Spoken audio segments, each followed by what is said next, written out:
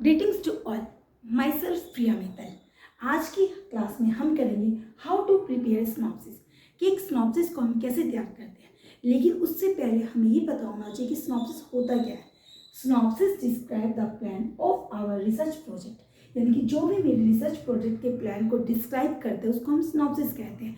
अब ये जो बच्चे एमएड, ये जो हायर एजुकेशन में जाते हैं, जो MEd, MPhil and PhD level PhD करते हैं, वो अपने एक रिसर्च प्रोजेक्ट, जो अपने रिसर्च वर्क है, उसको अप्रूव कराने से पहले वो एक स्नॉप्सिस के फॉर्मेट में डॉक्यूमेंटेशन तैयार करते हैं।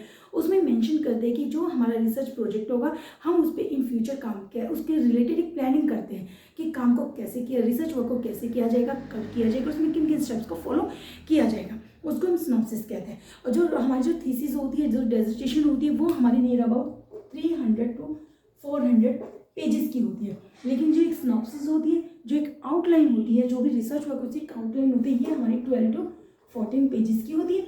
और वर्ड लिमिट होते हैं 3000 to 4000 वर्ड लिमिट होती है। तो अब ये स्नॉप्सिस, जब भी हम स्नॉप्सिस को तैयार करते हैं उसके लिए काफ़ी सारे स्टेप्स को फॉलो किया जाता है। जो उसके मोस्टली जो स्टेप्स है उसको 3 में डिवाइड किया जाता है। फर्स्ट है द ऑर्गेनाइजिंग आवर स्नॉप्सिस। इसमें हम कहते हैं जो हमारी जो फॉर्मेटिंग रिलेटेड गाइडेंस होती है कि हम एक स्नॉप्सिस का जो भी हम एक स्नॉप्सिस बना रहे हैं उसका फॉर्मेट क्या होगा, उससे रिलेटेड जितनी भी गाइडेंस होती है वो हमारे ऑर्गेनाइजिंग और स्नॉप्सिस में शामिल की जाती है। सेकंड होता है ड्राफ्टिंग स्नॉप्सिस, एक स्नॉप्सिस का ड्राफ्ट तैयार करना, उसमें जो जो हम टॉपिक्स है, सब टॉपिक्स उनको डिफाइन करते हैं। तीसरा होता है फाइनलाइजिंग द स्नॉप्सिस, यानी कि जो अपने स्नॉप्सिस को एक फाइनल टच देना। अब इन तीनों स्टेप्स के आगे जो सब पार्ट्स होते हैं, सब टॉपिक्स होते हैं, उनका मेंशन करता है। ये जो यानी कि जो मोस्टली स्टेप्स फॉलो किए जाते हैं जो हमारे सिनॉप्सिस को प्रिपेयर करने में, वो होता है फर्स्ट होता है एब्स्ट्रैक्ट। जैसे कुछ जो यूनिवर्सिटीज़ होती है वो अपने सिनॉप्सिस में अपनी अपनी हर एक यूनिवर्सिटी की अपनी अपनी गाइडलाइंस या कॉलेज की गाइडलाइंस अलग अलग होती है। कुछ कॉलेज और कुछ यूनिवर्सिटीज़ अपने सिनॉप्सिस में एब्स्ट्रैक्ट को मेंशन करती है, कोई कोई यूनिवर्सिटी और कोई कोई कॉलेज अपनी अपने सिनॉप्सिस में एब्स्ट्रैक्ट को मेंशन नहीं करता। लेकिन जो एब्स्ट्रैक्ट होता है वो हमेशा सिनॉप्सिस के स्टार्टिंग में मेंशन किया जाता है। ये लिखा तो स्टार्टिंग में लिखा, एब्स्ट्रैक्ट को मेंशन तो स्टार्टिंग में किया जाता है, लेकिन इसको डिस्क्राइब हमेशा लास्ट में किया जाता है। क्योंकि जब हम पूरा रिसर्च वर्क की सिनॉप्सिस में फॉर्म प्लान कर लेते हैं कि हमें रिसर्च वर्क कैसे करना, जो उसकी मेन आउटलाइंस होती है, मेन जो पॉइंट्स होते हैं वो हम एब्स्ट्रैक्ट में मेंशन करते हैं। सेकंड आता है टाइटल। अब आता है हमारा सेकंड आता है टाइटल। अब जब भी हमें कोई रिसर्च वर्क करना होता है, जब भी हम कोई रिसर्च वर्क करते हैं उससे रिलेटेड हम स्नॉप्सिस में टाइटल को मेंशन करते हैं। अब हम जब भी कोई टाइटल चुनते हैं तो उस टाइटल को हम सिलेक्ट करते हैं, हमें हमेशा इस बात का ध्यान रखना चाहिए कि जो टाइटल हमेशा प्रेजेंट सिनारियो यानी कि प्रेजेंट प्रॉब्लम से रिलेटेड होना चाहिए। उस पर ये ना हो कि उस पर काफ़ी ज़्यादा रिसर्च वर्क हो चुका हो। हमेशा टाइटल ऐसा लेना चाहिए जो कि एक कंसाइज हो, जो कि स्पेसिफिक हो और कंप्लीटनेस हो और एक अट्रैक्टिव हो, जो कि एक सामने वाले के अंदर एक जिज्ञासा उत्पन्न करे। यानी कि फॉर एग्जाम्पल, जैसे कि हम एक टाइटल एग्जाम्पल लेते हैं, जैसे कि मैं करती हूँ, जैसे कि हमने लिया the study of effect different demographic factor on children personality. अब देखो क्या ये टाइटल सही है। अब मैंने ये टाइटल लिया कि मैं स्टडी का effect different demographic factor check कर रही हूँ। किस पे इफेक्ट चेक कर रही हूँ? चिल्ड्रन की पर्सनैलिटी में। अब डिफरेंट डेमोग्राफिक फैक्टर, वो डेमोग्राफिक फैक्टर कितने हो सकते हैं? काफ़ी ज़्यादा हो सकते हैं। फैमिली हो सकता है, सोशल हो सकता है, हमारा कल्चर हो सकता है। कौन सा डेमोग्राफिक फैक्टर, यानी कि मैंने उसको स्पेसिफिक नहीं किया, नहीं मैंने चिल्ड्रन की पर्सनैलिटी को स्पेसिफिक किया। अब जो पर्सनैलिटी हो कितने सारे फैक्टर्स होते हैं, हमारे एटीट्यूड, कॉन्फिडेंशियल, मोटिवेशन, पोटेंशियल, क्या चिल्ड्रन के हम किस चीज़ को सेल्फ स्टडी, किस चीज़ को चेक कर रहे हैं। तो हमेशा जो टाइटल होना चाहिए स्पेसिफिक होना चाहिए। अगर मैं लिखती हूँ the study of effect of family and schooling on children, हम पोटेंशियल और कॉन्फिडेंस, यानी कि मैंने उस पर्सनैलिटी को भी डिफाइन कर दिया कि मैं उसके कॉन्फिडेंस और पोटेंशियल को चेक कर रही हूँ, और मैं डेमोग्राफिक फैक्टर को भी मैंने स्पेसिफिक कर दिया कि मैं स्कूलिंग फैक्टर और फैमिली फैक्टर को डिफाइन करूँ। इसलिए हमेशा जो टाइटल हम सेलेक्ट करते हैं वो हमेशा स्पेसिफिक होना चाहिए, कंसाइज होना चाहिए और अट्रैक्टिव होना चाहिए। सेकेंड आता है इंट्रोडक्शन। अब हम इंट्रोडक्शन में क्या मेंशन करते हैं? जो भी मेरी प्रॉब्लम है, जो भी मैंने रिसर्च वर्क के लिए टाइटल को सिलेक्ट किया, उस टाइटल से रिलेटेड जो भी मेरा बैकग्राउंड है, बैकग्राउंड के साथ उसको कनेक्ट करते हो, जो प्रेजेंट के साथ, कि प्रेजेंट के साथ उसको कनेक्ट करके हम उसको डिस्क्राइब करते हैं। जो भी इंट्रोडक्शन होता है वो पूरे सिनॉप्सिस का ही डिफाइन करता है। जैसे जो मेरा इंट्रोडक्शन होता है वो कम से कम 1 से 1.5 पेज में होना चाहिए। सेकेंड आता है लिटरेचर ऑफ रिव्यू। अब लिटरेचर ऑफ रिव्यू जैसे कि मैं इस पर क्लास भी ले चुकी हूँ, आप इसको अगर डिस्क्राइब फॉर्म में देखना चाहते हो तो मेरे क्लास को भी फॉलो कर सकते हैं। लिटरेचर रिव्यू क्या होता है, हम सेकंड लिटरेचर रिव्यू को मेंशन करते हैं कि जो मैंने वेरिएबल्स लिया उन पर कितनी स्टडी पहले हो चुकी है। हमेशा इस बात का ध्यान रखें जब भी आप रिव्यू लिखे वो हमेशा लेटेस्ट हो।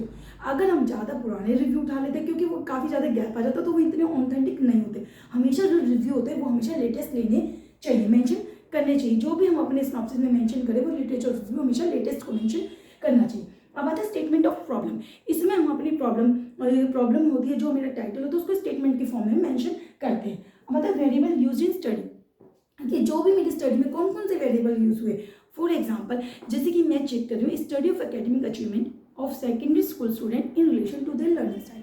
अब मैं क्या चेक कर रही हूँ कि बच्चों के एकेडमिक अचीवमेंट पे चेक कर रही हूँ, लर्निंग स्टाइल का क्या इफेक्ट पड़ता है, उसके साथ रिलेशन देख रही हूँ।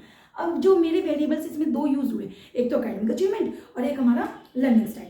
अब हमें वेरिएबल्स में डिफाइन करना चाहिए कि कौन सा मेरा डिपेंडेंट है और कौन सा मेरा इंडिपेंडेंट है। इस चीज़ को मुझे डिस्क्राइब करना चाहिए। जैसे मेरा डिपेंडेंट वेरिएबल कौन सा हुआ, मेरा एकेडमिक अचीवमेंट हुआ, और इंडिपेंडेंट वेरिएबल कौन सा हुआ, मेरा लर्निंग स्टाइल हुआ, क्योंकि मैं लर्निंग स्टाइल का इफेक्ट चेक कर रही हूँ अचीवमेंट पे। तो किस पे कर रही हूँ, एकेडमिक अचीवमेंट पे, तो मैं डिपेंडेंट हुआ। किसका चेक कर रही हूँ, वो मैं लर्निंग स्टाइल का कर रही हूँ, तो मेरा इंडिपेंडेंट वेरिएबल हुआ। तो मुझे एक स्पेसिफिक मेंशन करना चाहिए कि मेरा डिपेंडेंट वेरिएबल कौन सा है, इंडिपेंडेंट वेरिएबल कौन सा है।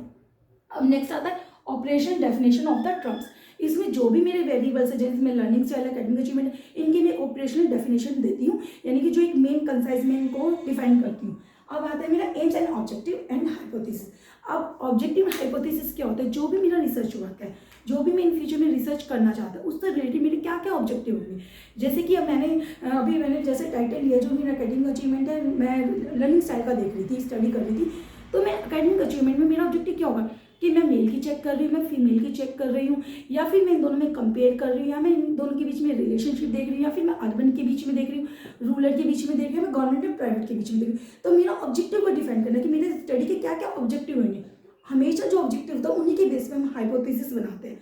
जो हमारे हाइपोथेसिस होते हैं वो दो टाइप्स होते हैं। एक तो होता है हमारा नल हाइपोथेसिस, एक होता है रिसर्च हाइपोथेसिस।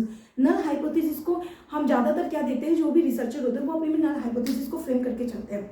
नल हाइपोथेसिस क्या होता है कि मैं मान के चलती हूँ कि मेरे वेरिएबल्स के बीच में कोई भी सिग्निफिकेंट डिफरेंस नहीं है, और जो हाइपोथेसिस एक टेस्टेबल स्टेटमेंट होती है, तो मैं आगे जाके इसको टेस्ट करती हूँ कि जो मैंने हाइपोथेसिस बनाया, जो मैंने बात कही है कि नहीं है सिग्निफिकेंट, क्या वो सही है या नहीं है। यानी कि मैंने नल हाइपोथेसिस मेरा एक्सेप्ट होता है, रिजेक्ट होता है।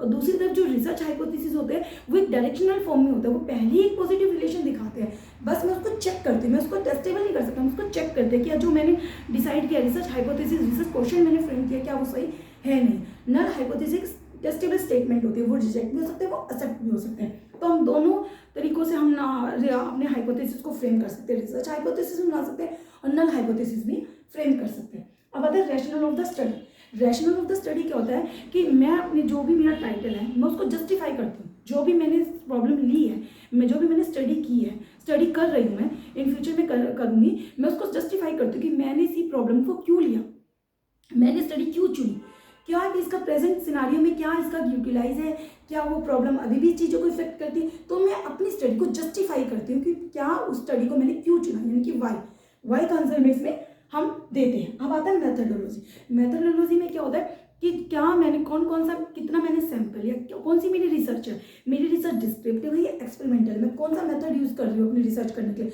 क्या मैं उसे प्रेजेंट में कर रही हूँ एक्सपेरिमेंटल रिसर्च, जो कि मेरा हमारे एक नेचुरल एनवायरनमेंट में की जाती है, मैं कौन सी स्टडी को मेंशन करूँ, कौन से मैं सैंपल लूँगी, यानी कि सैंपल को मैं डिफाइन करती हूँ कि कितना मैंने सैंपल या कहाँ से मैंने सैंपल को कलेक्ट किया, कौन से मैंने कितना मैंने सैंपल जहाँ से लिया, मैंने उसको एक फ्रेम में दिखा दिया। जैसे कि मैंने उसको एक फ्रेम में दिखा दिया, मैंने जोन्स को मैंने आगे स्टेट से मैंने डिस्ट्रिक्ट से मैंने स्कूल में डिवाइड किया, फिर स्कूलों को मैंने for the government and private में, यानी कि सैंपल को एक सैंपल फ्रेमवर्क तैयार करना मेथडोलॉजी में मेंशन करते हैं। अब आता है tools and techniques of the data collection. Tools और टेक्निक्स में भी डिफरेंस होता है। डेटा कलेक्शन के लिए जो यूज़ किया जाता है वो होता है टेक्निक्स, कि मैं डेटा कलेक्शन करने के लिए, जो सैंपल को कलेक्ट करने के लिए मैं किसको यूज़ कर रही हूँ, मैं रैंडम सैम्पलिंग टेक्निक को यूज़ कर रही हूँ या नॉन रैंडम में।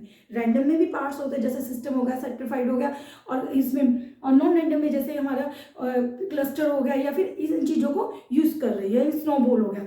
ठीक है। तो यानी कि मैं कौन सी टेक्निक यूज़ कर रही हूँ। अब टूल्स क्या होता है, टूल्स होता है जो मैंने कलेक्ट डाटा किया उसको मैं किस बेस पे मेजर कर रही हूँ, किस बेस पे मैं उसकी स्कोरिंग कर रही हूँ।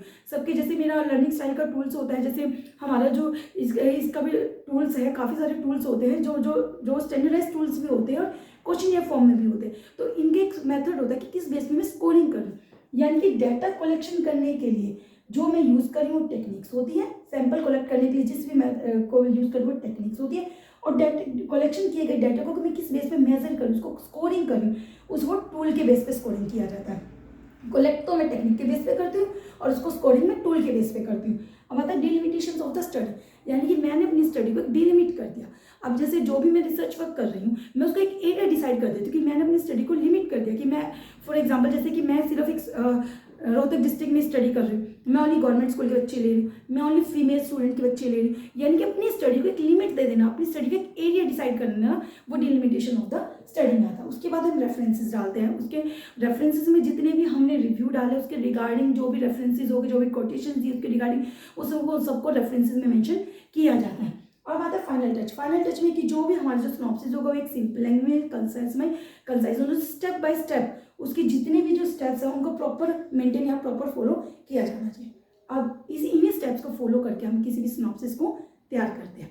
सिनॉप्सिस को हमेशा कंसाइज एंड कंप्लीटनेस होना चाहिए, क्योंकि सिनॉप्सिस हमेशा हमारे जो भी इन फ्यूचर में हम रिसर्च वर्क करना चाहते हैं वो उसकी आउटलाइन होती है, एक ब्लूप्रिंट होता है। तो इसलिए हमेशा हमें सिनॉप्सिस को एक प्रॉपर मैनर में तैयार करना चाहिए। And thank you so much. अगर आपको मेरी क्लास पसंद आई तो प्लीज़ मेरी क्लास को लाइक कीजिए एंड मेरे चैनल को सब्सक्राइब कीजिए और मेरे चैनल पर जरूर कमेंट जरूर कीजिए ताकि मैं आगे क्लास बनाने के लिए मोटिवेट होती रहूँ। And once again thank you so much.